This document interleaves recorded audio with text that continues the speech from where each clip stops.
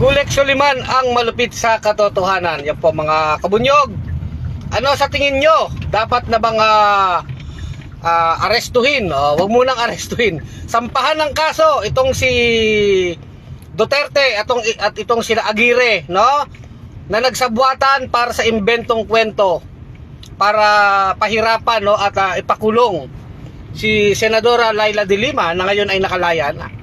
Abay, wag natin itong kalilimutan mga kabunyog. So, marami naman nagpuputak-putak na mga aso ni Duterte, keso kakasuhan daw yung mga testigo na nagbaligtad na ng kanilang mga statement at affidavit, kung saan sinasabi ng mga testigo mula dun sa una, pangalawa at huling kaso ni Senadora Leila de Lima, no, na sinasabi ng mga testigo, pinilit sila, tinakot sila, pinwersa sila, binantaan sila para pirmahan ang mga imbentong kwento, mga kwentong marites dyan sa mga affidavit na yan. Na talagang binawi nila kasi sinasabi nila na konsensya sila. Ngayon, naaprubahan ang piyansa ni Senadora Leila de Lima. Ano po yan pansamantalang kalayaan at inaasahan natin talaga ma-acquit siya dyan sa panghuling kaso na yan. Kasi yung unang kaso, dismiss. Yung ikalawang kaso is acquitted si Senator Leila. At yung huling kaso ay malamang acquitted siya. Ang pinag-uusapan na natin dito ngayon, payback time. Ano ibig sabihin? Managot ang dapat managot. Hindi na ubra dito yung mga payabang-yabang ni Duterte. Di ba? Ngayon, dapat ito, sa tingin ko, nagpapahinga lang si Senator Leila de Lima at ang kanyang mga abogado.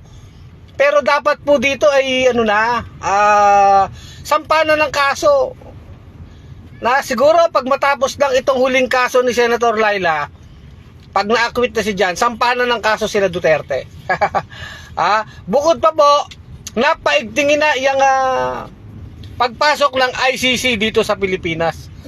Dahil alam naman natin nagtatapang-tapangan si Duterte, pero ngayong nakalaya na si Senadora Leila de Lima, mas mabigat ang magiging kaso niya. Dahil sigurado ako, maraming inputs na ibibigay si Senator Leila de Lima dyan sa International Criminal Court sa pag-iimbestiga. At lalo ngayon po na nakikita natin, talagang hatian na po.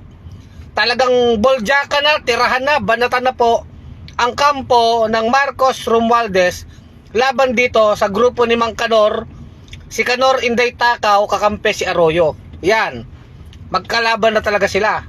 At nakikita natin, mukhang talagang nagsabi na rin ang administrasyon ni Marcos na pinag-aaralan na kung papapasukin ang International Criminal Court.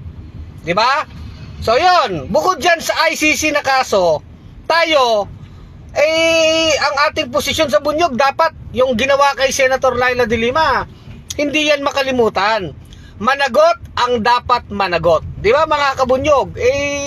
Hindi pa pwede na parang babay na lang. Hindi.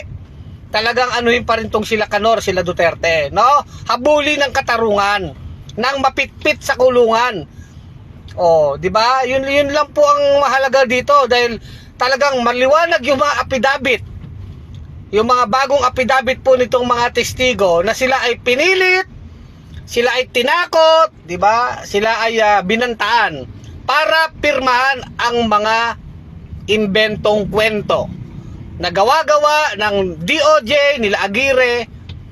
At alam naman natin, ang nasa likod ng lahat ng iyan ay itong si Rodrigo Kanor Duterte na ngayon ay tingin ko haharap sa patong-patong na kaso, no? Mga kabunyog, mga kababayan. So hindi dapat tayo nagkakalimutan dyan. Huwag magkakalimutan, hindi pa tapos ang laban. Siguro tingin ko si Senador Leila de Lima bumabuelo lang, nagpapahinga. Maraming nawalang panahon sa kanya. Ikaw ba naman ay ikulong lang 7 taon, kulang-kulang 7 taon? Wala kang kasalanan, inosente ka. Sabi nga ni Senador Leila de Lima, alam naman niya kung ano ang ginawa niya sa akin.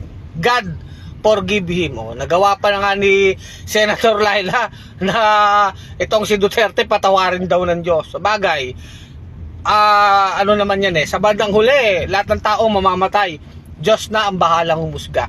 Pero, hanggat may katawang lupa yan si Duterte, tayo'y nasa katawang lupa, aba, managot ka sa batas ng tao. Duterte Canor, sa ginawa mong katarantaduhan at pag-iimbento ng mga kwento para ikaw ay makapagiganti kay Senadora Laila de Lima, no? Abangan natin yan. Ang sinasabi lang natin, hindi dapat nagkakalimutan, no?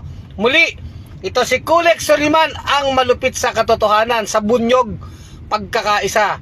Mga kabunyog, mga kababayan, tuloy ang laban.